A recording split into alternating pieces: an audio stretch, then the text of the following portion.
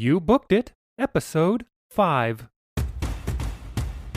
Hey, entertainers and performers of the world. I'm your host, Dane Reese, and welcome to You Booked It, where I chat with inspiring entertainers 7 days a week. By digging into their journey, we're going to discover everything you need to do to be a successful entertainer. You know, because training usually skips that part about how to actually make your skills work for you in the real world. Fellow entertainers, my drive here at You Booked It is to share the inspiring and incredible journeys of successful entertainers. We are here to support your journey. So go to youbookeditpodcast.com and join the You Booked It email community where we dig deep into truly actionable things you can be doing right now to help you book that next audition, submission, or gig. If you enjoy this free podcast, please show your support and search for You Booked It on Apple Podcast or your favorite podcast app where you can subscribe so you don't miss an episode, leave a rating and review. And to show our appreciation for your, fingers crossed, 5-star rating and review, I will give you a shout out on an upcoming episode. And now, let's do this. Okay, let's get started. I am excited to introduce my guest today, MaShawn Morton. MaShawn, are you ready for this? MaShawn Morton, I'm ready for this. Beautiful. Originally from West Virginia, MaShawn graduated from Point Park University. He has worked on or in productions such as Spider-Man Turn Off the Dark as part of the Broadway Workshop and West Side Story on Broadway and the World Tour. He was part of the original cast recording of Cinderella starring Lea Salonga and danced in Jubilee at Bally's Las Vegas. He has also been a part of inaugural casts for Princess and Holland America Cruise Lines. Regionally, he has been in Hairspray, The Wiz, The King and I, and Grease. He has also had the pleasure of working with Ariana Grande, Mary J. Blige, Heather Smalls, Taylor Dayne, and Britney Spears. MaShawn, that is a quick intro of who you are and what you've done, but why don't you tell us a little bit more about yourself, fill in the gaps, who you are, where you're from, where you're currently calling home, and a little bit more about what you do as a professional in the entertainment industry. All right, Dane. Well, I'm MaShawn Morton, and I am originally from Huntington, West Virginia. I'm a professional dancer now for about 18 years, and I travel for work. I've lived in New York City, I've lived in Los Angeles, I've lived in Las Vegas, I've worked in all three, and I started training very late as a teenager. Went to Point Park University as a dance major. And it kind of guided me to the life that I'm leading now, in a nutshell. Fantastic. Well, let's move on to the next section. Look, I am a sucker for a good quote. What is your favorite quote that you'd like to share with everyone? Though nothing can bring back the hour of splendor in the grass, we will grieve not, but rather find strength in what remains behind. I love that. And how has that quote impacted your life and also your career? Well, it's a quote by Wadsworth that I first discovered in a movie called Splendor in the Grass with Natalie Wood and Warren Beatty. And it's a movie that I grew up watching as a kid, but I never really fully grasped it, obviously, until I was an adult and had lived a bit of life. And I think it's a beautiful way to summarize life in general, not just business or the entertainment world, but life in general. There's going to be beauty and there's going to be despair, and you have the choice to learn and grow from it. And I think that can be applied to any aspect of life. I absolutely agree, because at the end of the day, I think life is all about growth. I mean, that's where all of the adventure comes, and the joy and the emotions come out of life. Yeah, I think that's the purpose of life. It's to learn and share. And it's about the journey, not necessarily the destinations. Correct. Perfect. Well, let's move to the next section now. All right, so MaShawn, you are an entertainer. I'm an entertainer, and I think you'd agree that the entertainment industry is one of the most subjective, brutally honest, and personally emotional industries in existence. And you know as well as I that in order to create and to have a successful career in this industry like you're having now, it takes a lot of dedication and hard work. And while, yes, what a lot of people see on the outside and what we get to experience occasionally is all those highs or are all those highs and the fun and excitement of it. But of course, there are also those times when we have those obstacles, we have those challenges, and we have those failures that we are going to experience and we're going to have to move forward through. So tell us, what is one key challenge or obstacle or failure you've experienced in your career, and how did you come out the other side better because of it? Um, I would say that an obstacle that has happened to me more than once in my career, and I feel like every performer is going to experience, is going for something that you really truly feel is for you, and then being told that it's not, or made to feel that you're not good enough for it. And to be honest, it's happened to me in New York and it's happened to me in Vegas. And in both instances, I I reacted emotionally and I left. I left New York to go to Vegas, and then I left Vegas to do what I'm doing now. And in a way, I feel that looking back on it, some people might think or consider it as running away instead of staying and fighting. But for me personally, I felt that they were signs that I needed to be in another place to get other things that I wanted. And fortunately enough for me, I was able to get the things that I wanted, you know? So it's not, the main takeaway is everything that is for you will not be denied you. I love that. And I think it's very true, and I understand how, like you said, someone might take that as you potentially running from things, but I think people forget sometimes that this industry is so large and so big, and it is not just New York, and it is not just LA or just Vegas or just anything. There's opportunity in loads of different markets doing so many different types of things that it's good to explore and see what's out there and follow where life keeps taking you. And that's exactly what it sounds like you've done. And it's been very successful for you.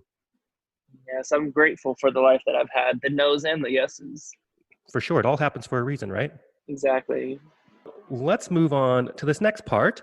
And this is a time that I like to call your spotlight moment, that one moment in time that you realized, yes, I am going to be an entertainer for a living. Or maybe it was, yes, this is what I need to be doing as an entertainer. Tell us about that. Um, my yes moment isn't necessarily a glamorous moment. It was, I was not even a professional performer yet when I realized that, but there was really no guidance for me coming out of high school and going into college. Like, I had no idea what I was going to be doing or where I was going to go in life. Um, but I was presented with an opportunity to attend a conservatory, Point Park University, which I mentioned before, and I never thought that dance or performance could be a job for me or a career. Like, that was just something that my small town mind thought, you see in the movies. And I just did, community theater and danced at the studio for fun. I didn't know that you could get paid for it and live a life doing it. Right. So my yes moment was when I got accepted to college. That was really I it. love that. Yeah. That's the validation that you needed to say, hey, this can be real. Yeah. And that's such a good program as well. Yeah, it was. I mean, it was very strenuous and a big, obviously, learning experience in my life. It taught me a lot about myself and other people. But yeah, that was it. That was the yes moment for me. I love that. Well, let's piggyback on that question and let's talk about your number one booked it moment. Walk us through that day, the audition and callbacks, if those happen to be part of it. What was going on in your life, and what about that moment makes it your favorite booked it moment? Um, my favorite booked it moment. It would have to be when I booked the 50th anniversary world tour of West Side Story. It turned out to be, up until this point, the major career highlight of my life, I think. I had auditioned for the show about a year prior to booking it, and maybe even a year and a half prior to booking it. And I was in a callback with one other guy, and I have no idea who he was, but I just know I didn't get it. And so I went off and, did other auditions and went on to other things.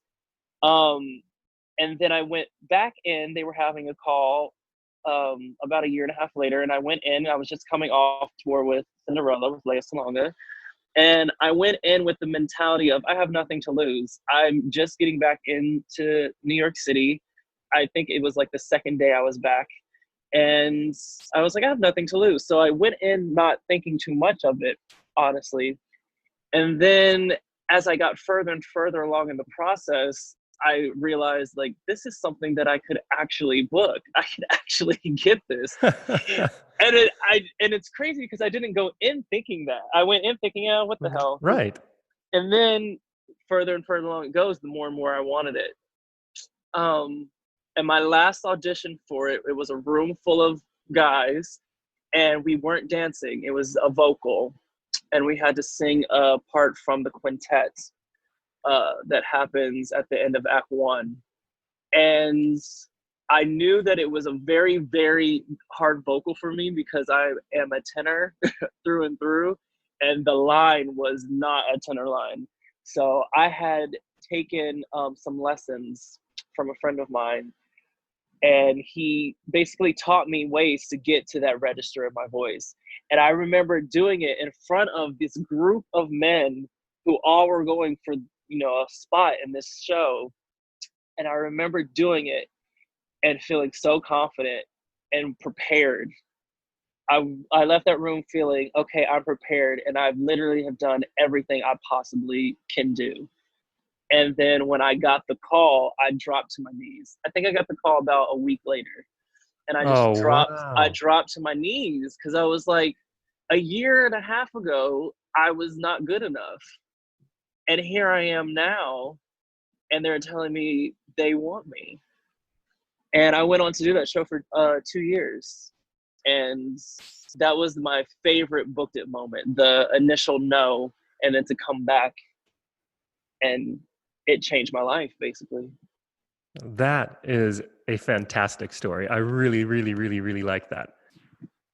It's so good. And you mentioned how you went into that audition just like, what the hell? I've got nothing to lose. And that is such a familiar attitude and feeling that I have quite literally with every show I have ever booked. Yeah. That's the mentality I've always had going into the audition, because maybe I was on contract or a contract was kind of ending and I was kind of in this flux moment, and you just go for it. You say, hey, I'm here. Let's see what happens. Yeah. And it's that relaxed state, I think, that really allows you to let your talents do their thing. Yeah, 100%. I think it's really important to, when you go into an audition, not to feel desperate or have the desperation. Like, I know as entertainers and performers, I mean, we're going to have that, we have bills just like everyone else. We need to eat just like everyone else. But to go in focused and prepared to an audition is more important, I think. And just being able to be open enough to show yourself instead of showing your desperation. I 100% agree with you. For sure. Yeah. All right. Well, let's take a moment now to talk about the present. What projects are you working on now? What are you looking forward to? And obviously, we're amidst this global pandemic, loads of unfortunate racial injustices. How do you see the entertainment industry moving forward in the next couple of years? Well, right now I am basically on furlough and hiatus. My opening night on my recent contract turned out to be my closing night on my recent contract due to Oh, geez. the pandemic. Um, and we still have more shows to open that we haven't done. And it was very emotional because I'm with a great group of people doing shows that we all love and care about, and to have worked so hard through the rehearsal process and then to showcase and leave ourselves on that stage that one time knowing that that was closing and who knows what's coming next. So, and now after being stuck on the ship for 69 days, I'm kind of in a reset mode. So I'm trying to find ways of not getting static in terms of creativity. Uh, I just had this conversation today with a dear friend of mine in Italy about not having danced really since that closing night and needing the inspiration to start moving again. It's been rough times, man, with everything going on in the world. So I'm looking forward to actually applying that and being creative, and hopefully my creativity will inspire others to follow suit and some positivity in all this turmoil that's going on. But I'm also looking forward to rejoining my cast and getting to share the stage with these people and do these shows with these people. I don't know when that's going to happen, but I'm hopeful that it will happen. And as far as in the entertainment industry moving forward, next couple of years, it's going to be a rebuilding for live theater. I think Hollywood and movies will be fine, but I think the entertainment industry, it's going to be a lot of rebuilding. And I hope with that rebuilding, it will be like a phoenix rising from the ashes, is my hope.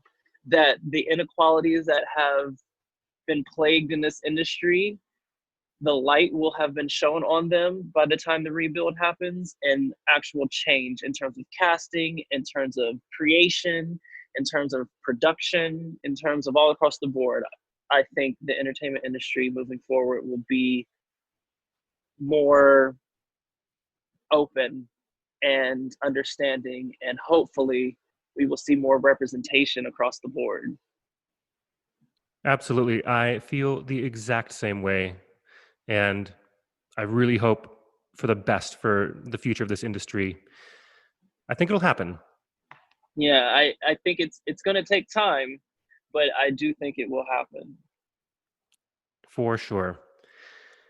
All right, well, let's move on to one of my favorite sections in the interview. I call it the Grease Lightning round. And I'm going to ask you a handful of questions. I want you to answer them as quickly and concisely as possible, one after another. Are you ready? I'm ready. All right, first question. What was the one thing holding you back from committing to a career as an entertainer? Lack of stability You mean financial stability or emotional, or what do you all mean? across the board. Financial stability, not knowing like what would ever be sustainable, because I know in this career, a contract starts and a contract, you have an end date, and Yeah, going to consecutive jobs, like it's not a regular 9 to 5 where you clock in, you clock out. You got your regular 401k building and all of that.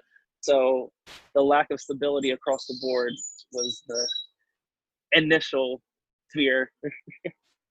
I'm for a sure. Virgo. We like to be organized and we like to know what life is. No questions. Absolutely. All right, well, second question. What is the best piece of advice you have ever received? um, it was in terms of a question. The advice. It wasn't like this. It was, is he worthy? And that was in reference to personal life. But I've that's it's always stuck with me, that question. So I'm gonna have to say, knowing my worth. Yes. Yes. All right. Well, third question. What is something that is working for you right now, or if you would like to go pre-COVID, what was something that was working for you before our industry went on pause? Going with my gut in terms of making choices, going with my initial gut feeling. There have been a lot of times where I've gone with what seems like the smartest thing, and then it was not right for me for other reasons. But my gut told me not to do it. So for me personally, my initial reaction is something that I'm trying to be more accepting of and embrace. For sure, I can absolutely relate to that. And I agree with you that I think the gut feeling is that initial, it's rarely wrong in my opinion, in my experience. And what ends up kind of being the detriment is we let our minds get into it too much and we overthink things.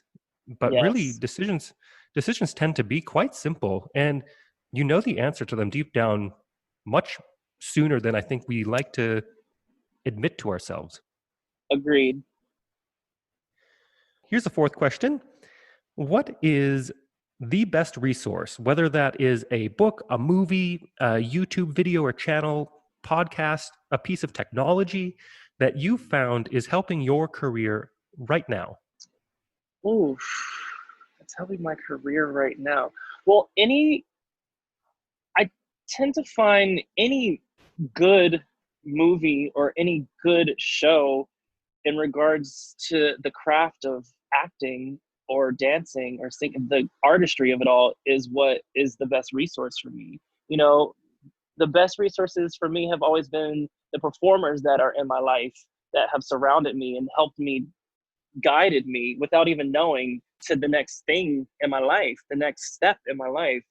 So it's everything that has to do with artistry, books, movies. It's not one specific thing for me.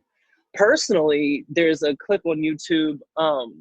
It's Oprah's Legends Ball, and it was her celebrating the lives of 25 pioneering African American women in media, in arts, in film, all around. And that whole celebration was really inspiring to me. And whenever I get down or feel frustrated, I tend to watch that celebration of those women, and that I find inspires me. Fantastic. I'm going to have to check that out because I've not seen that. It's really good. If you find it on YouTube, it'll be labeled Tina Turner Legend Ball. Okay. I Yeah. don't think it's properly labeled, but it's a 3-day event, so it'll be blocked out into different videos. Like I think it's 4 or 5 different videos, 10 minutes Okay. each. Perfect. Yeah, Perfect. I will definitely check that I'll out send it to later you today. actually. Okay. Perfect. Even better. I don't even have to find it. Yeah. Great. Well, fifth question, and this is one of my favorites. If you had to start your career from scratch, but you still had all the knowledge and experience you've collected from your career in the entertainment industry, what would you do or not do? Would you do anything differently or keep it the same? For me personally, I would have focused more on the finances of the beginning of my career. Um, like my first jobs were theme parks and cruise ships, and I was so focused on getting to New York, getting to the city, that I kind of self-sabotaged myself in terms of allowing myself to fully experience those moments of life. Yeah, I mean, not just financially. It's everything. Like I was 22 years old traveling the world, but I kind of wasn't allowing myself to see the world because I was like, none of this matters. I just want to be in New York. You know what I mean? Right. Absolutely. So yeah, I would tell my younger self to appreciate the now more. Absolutely. And enjoy the journey instead of, Yeah, like you had mentioned earlier, don't, of course, you want to get to those peaks. You want to get to that end goal that you have in mind, but there's so much richness and so much going on right now, yeah. whatever you're doing, and to try to remind yourself and stay present. Yeah. There's a saying, the only thing constant in the world is change. And my grandmother always says, time waits for nobody. So enjoy it now. So true. So true. All right. And the last question: what is the golden nugget knowledge drop you've learned from your successful career in this industry that you would like to leave with our listeners? It's gonna go back to one of my previous responses. It's trusting your gut, going with your natural instincts. Is yeah. It goes back to what I said before. Me personally, I just have found, and you've said this before, that it usually turns out to be right. Your natural reaction, your natural feeling. So it's ingrained in us, in our DNA. So I would say the golden nugget would just be to trust yourself. I love that. Perfect.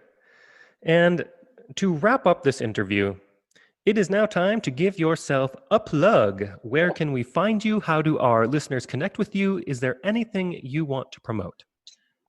Well, I don't necessarily need to promote myself, but if you're interested in following me, my Instagram is May Fears, Maemae Fears. Don't judge the name. It was a very poignant time in my life with Beyonce and I Am Sasha Fierce album. Yeah, and that's where I am. I'm on YouTube. I post a lot of travel videos because I get to travel the world on YouTube. And all you have to do is YouTube my name, MaShawn Morton, and I'm there. Perfect. All right, MaShawn, thank you so much for joining us today on this interview. It was a pleasure to have you. Thank you, Dane. Thank you so much for joining us today. My one call to action for you is to go to youbookeditpodcast.com and join our free email community, where we dig deep into a continually growing resource of truly actionable things you can be doing right now to help you advance your entertainment career. Don't miss an episode. We have a new guest 7 days a week. Search for You Booked It on Apple Podcast or your favorite podcast app and subscribe today. All the best to you. We'll see you tomorrow.